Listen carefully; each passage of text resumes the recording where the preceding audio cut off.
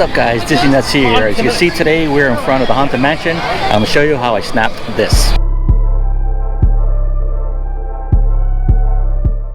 Now this photo, to be honest with you, it's not really the best quality, and when I mean best quality is that it's shot at ISO 6400.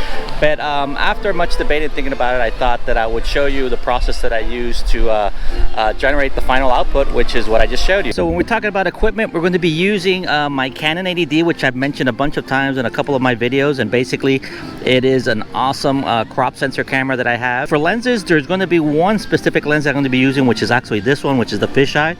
And as you see in the photo, there is so much in the room. With the fisheye, it allows me to stand in the back of the room and get all the two entrances and the wall, as well as the fireplace and the portraits on the top. So this is the lens that we'd be using. And as for the settings on it, we're going to go with the widest aperture possible. In this case, 3.5, which is what this lens provides as the widest aperture. And we're going to set the focus to infinity. That way I don't need to worry about trying to focus, and since we're going to be shooting something that's not close to us, infinity will do the job. It looks like they're working here on the moat around Cinderellas Castle. The ducks don't seem to mind. They got a little water there for they can play still.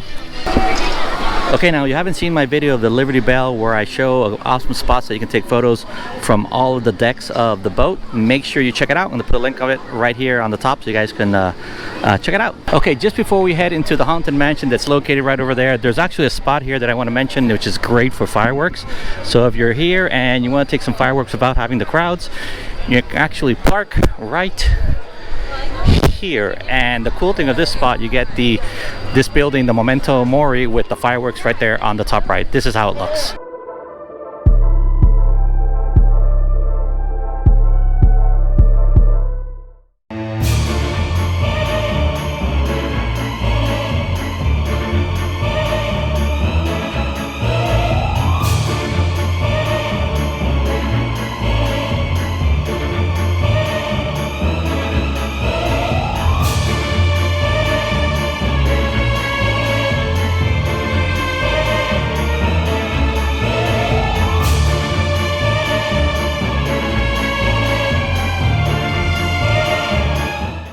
There's actually a riddle to the guys behind here and how they died. So we're going to I'm going to flip the camera around and Lisa's going to tell us what the riddle is. Uncle Jacob went first. So he died first. He died first, okay. He got poisoned by birds. Okay. So, because he's got a snake. So like the venom.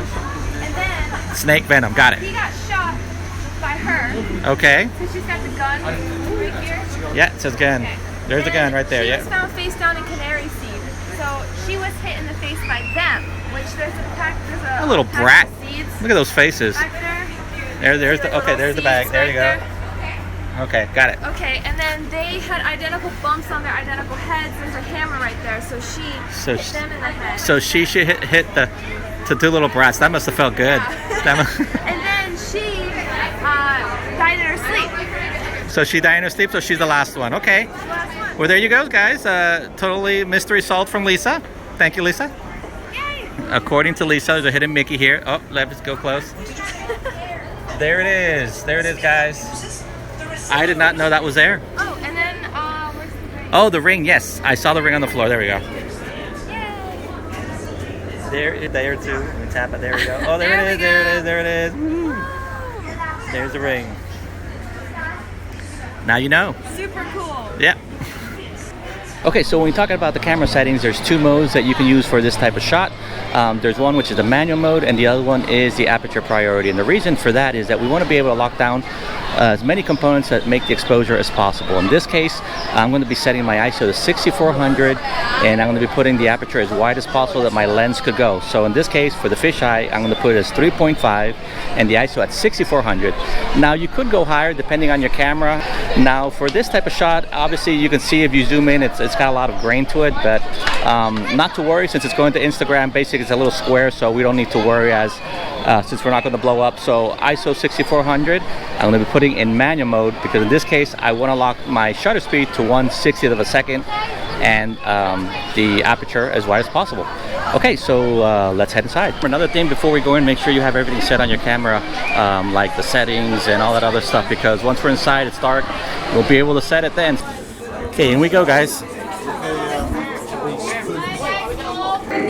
Frightening sounds echoed through the hall. Okay, so we're now in the room, and we headed all the way to the back of the wall. We're gonna let everybody walk in. As soon as they open up one of the rooms, the left or the right, that's when we're going to take our photo. Now what I do is that I put my elbows in and I lean against the wall.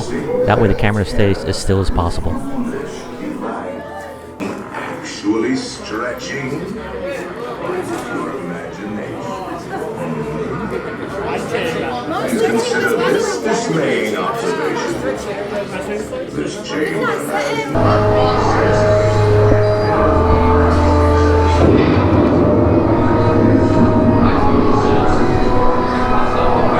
Let's head home now and put these photos into Lightroom and see what we get. Let's go. Now as you walk out, make sure to check out here on the cemetery to the left. You'll see a little toad up there on the top of the cemetery, and this is making reference to what used to be Toad's Wild Ride when it used to exist here at Magic Kingdom.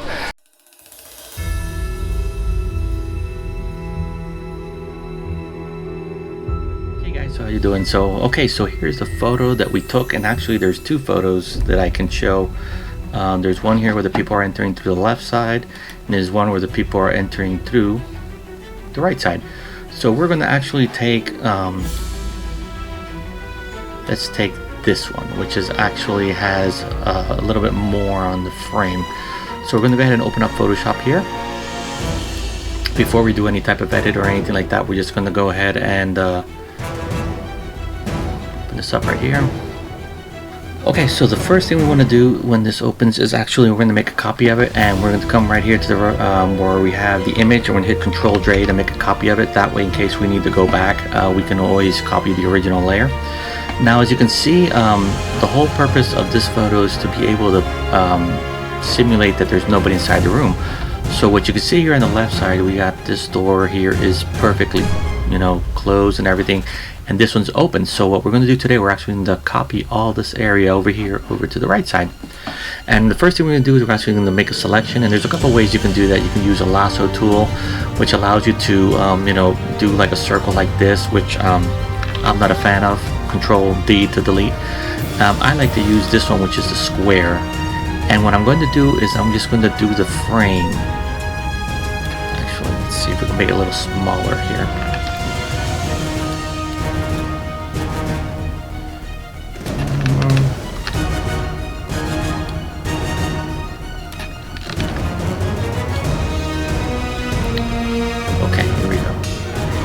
Now, if you noticed, I am not including any of this stuff because this stuff is already here. And once we put this over here, we're going to be able to flip it, and we'll be able to match it a little bit on the top. So I just highlighted this area. Now it takes a little bit of troubleshooting and as well as a little playing with this to be able to get it right. So don't feel frustrated if right off of the bat you're not able to get it. Okay, so once we do that, we're going to come up here to edit. We're going to do copy, and we're going to do paste. And what it's going to do, it's going to create another layer that's only going to have our selection.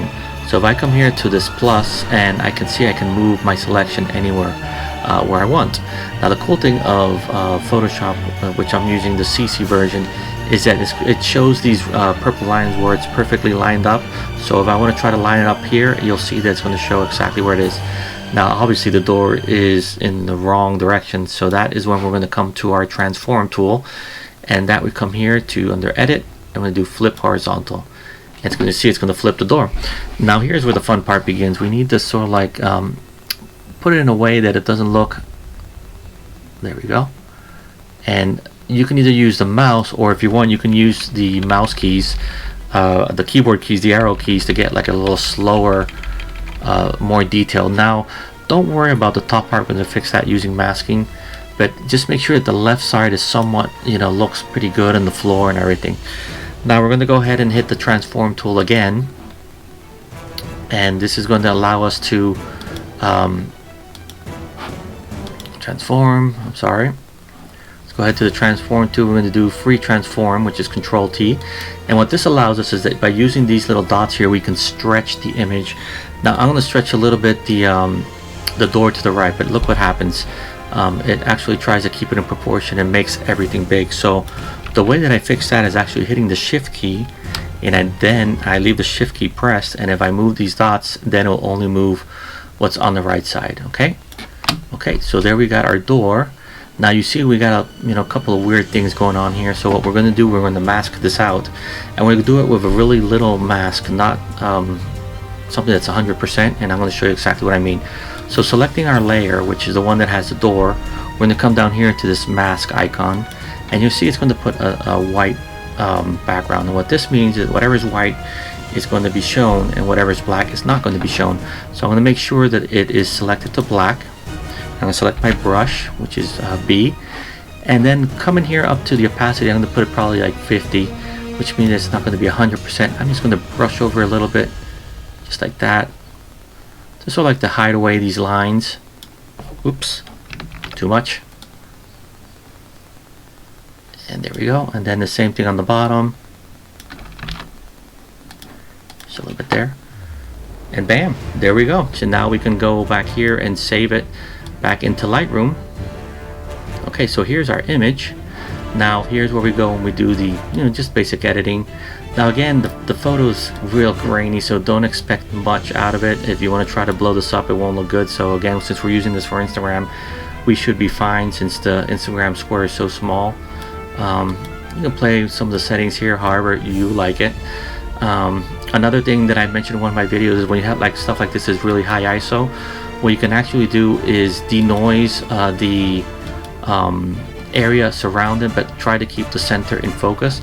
So I'm going to select the brush tool, and I'm going to clean up the noise all around except the center, because that's where I want the eye to focus on. So I'm going to put this on noise, let's put 80, and we're going to put the brush 50, and then I'm just going to paint over this area just to sort of like to bring down the noise a bit. And notice that I'm not painting in the middle, because I don't want to pass the denoising thing over that, because basically what the denoise does, when you take the noise out, it looks like plasticky, like wax, and we don't want to do that to the center. Now at all times I can press the O and it'll show me the overlay, which is where I've actually painted. So I'll make sure it's all, and if for any reason you want to delete, you can go here and press erase, and basically it's the same thing but backwards. Okay, I'm going to press O again to turn it off, and there we go, guys. That's pretty much good, the photo right there. Now we can also do the vignette. We can make it darker on the corners. That would give it more creepier feel. If you want to do that, again, this is all depending on what you want to do. So, and you can bring down the temperature if you want to make it a little cooler, and bring out the blues in the image. And there you go, guys.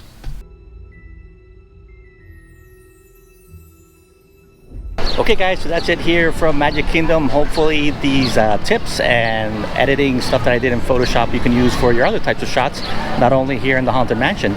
So if you like what you saw and you want to see more, make sure you hit the subscribe button and hit that bell to get notified. Until then guys, stay awesome. See ya. Like this, and I'm going to put the ISO on 6400 because it's going to be dark, and I want to try to get... I just got squirted. Okay. Happens. And so we're going to put on... To the ground, to the ground, to the ground, there you go. What did you say? Ground. I couldn't quite hear it. Speak up, muses. The reception here is rather dim. Underground. Yeah! Muses, you are so clever. Let's do another.